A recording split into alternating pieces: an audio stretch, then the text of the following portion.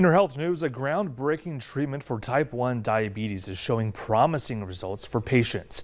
As Darius Johnson explains, it's a minimally invasive procedure that could mean that diabetics don't have to inject themselves with insulin.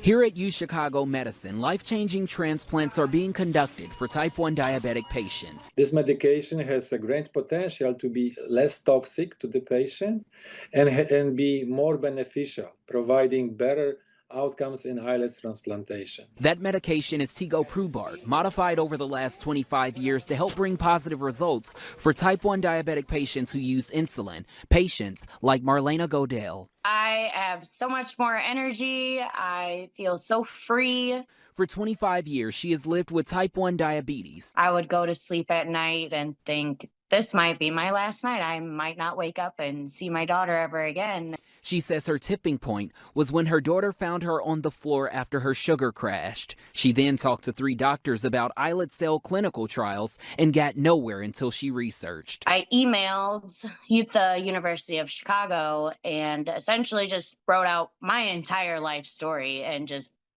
saying, please help, I've had enough. That was last October, and on July 17th, she went in for her procedure. They just kind of made a very small incision and then injected the islet cells into my liver because, well, my pancreas don't work, so they injected them into the liver.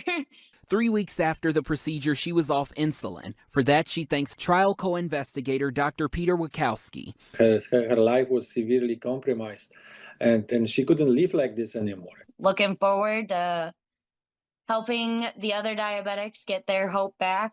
3 months later, she's living a life like never before. Darius Johnson, CBS News.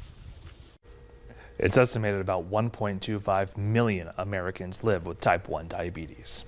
Well, still ahead at noon, if you love warm apple pie, there will be nothing holding you back from what the Mr. Food Test Kitchen is making. We'll show you the recipe next.